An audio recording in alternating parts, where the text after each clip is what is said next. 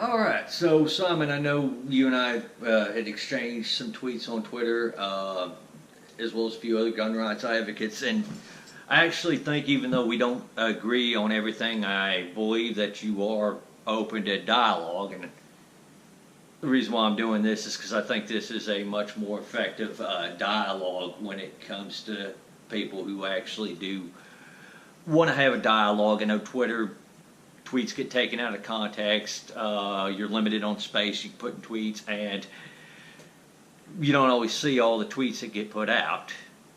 People can throw out tweets left and right. So I think this would probably be a little bit more effective means of communication. I'm probably going to edit this for time constraints, by the way. But maybe with this, I mean, we could have a little bit better dialogue, and I don't expect you to actually do a video yourself responding to me. I mean, I have the comment section, and I mean, I still have Twitter if you choose not to go about it this way. I'm going to start off, though, where we have some common ground, I think, and that's self-defense. While I believe that law-abiding citizens should have firearms for whatever lawful purposes they choose, if I had to pick a most legitimate reason for owning a firearm, self-defense and personal protection would probably number one. That would be the greater need on that one if I had to put it in that terms. Now, I don't know exactly where we agree on what we're going to consider a standard for legitimate self-defense. I would say, all you should say is self-defense. If that's your reason, go for it. Now, some places like New Jersey, you pretty much have to have somebody threatening your life, and I think at that point it's too late. I mean, so I think people should be allowed to have firearms for self-defense, even though they haven't gotten direct threats from gangbangers or abusive exes or anything like that. As for having to have a genuine reason for a firearm or to own a firearm, I don't think that should be the case at all. I think when you start doing that, you move from being free to own a firearm to allowed to own a firearm if you can convince some government bureaucrat that it's okay for you to own a firearm, that you have a need to own a firearm. So on that one, we're going to disagree. If you believe that is the case, you don't ask the government for permission to buy a Camaro. You don't have to present a genuine reason for that, as opposed to a four-cylinder sedan. And I don't think it should be that way with firearms either. Now, with Select Fire, I do believe that should be available to the public. I don't think it should be illegal. In the U.S., Select Fire has been illegal for private use if it's manufactured and registered after May 19, 1986. And that law was put in place by a very spiteful New Jersey senator who just wanted to kick gun owners and potential future gun owners in the teeth on his way out. The current types of firearms that are being targeted right now by the gun controllers in the U.S. are rifles like these black rifles. This is semi-automatic only. And while some people might, at a first glance, confuse it for a machine gun, it's not.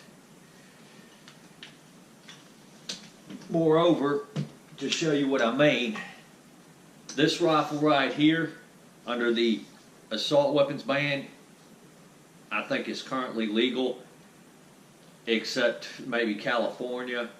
But all I have to do is change out the stock, and it would fit the description of an assault weapon under the '94 law, which, again, that's not hard to do. All I have to do is change out the stock. Make it look different, when in reality it's the same rifle. And the 94 ban went in place, did nothing to reduce our homicide rates. Just the same as the gun control laws you have in the UK have done nothing to reduce your homicide rates. A common tactic the gun controllers will do is they will take the current year's homicide rates, or the most current homicide rates they can get from the US and the UK, and say, well, look, you see, gun control works.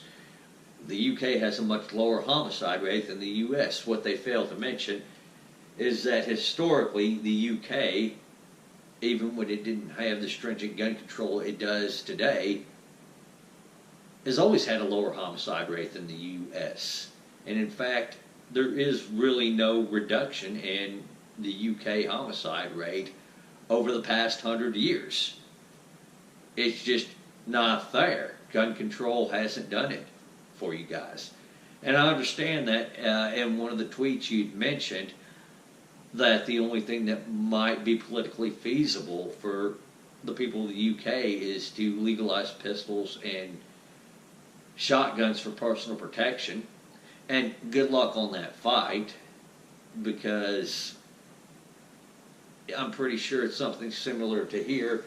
While we've been trying to get these things taken off the NFA Title II list and at least classified as NFA Title I, if not classified as an accessory altogether, we haven't had quite so much luck on that one.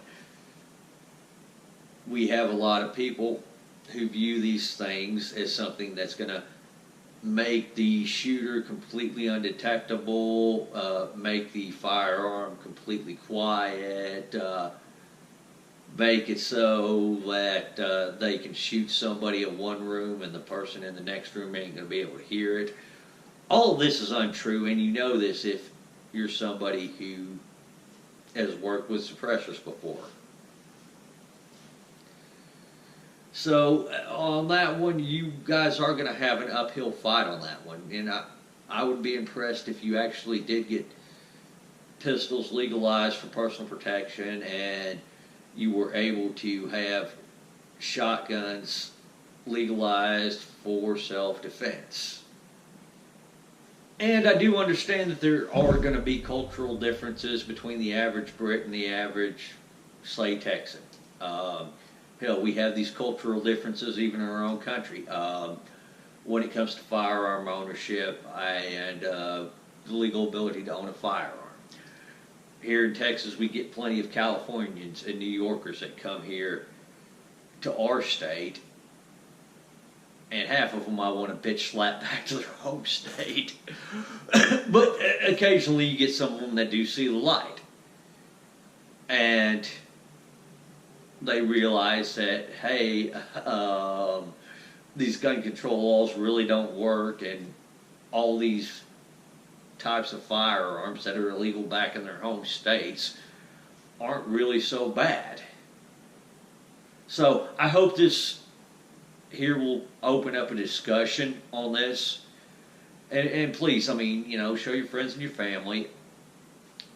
I want to hear what they have to say to you. All right, man. You take her easy out there. Have a great day.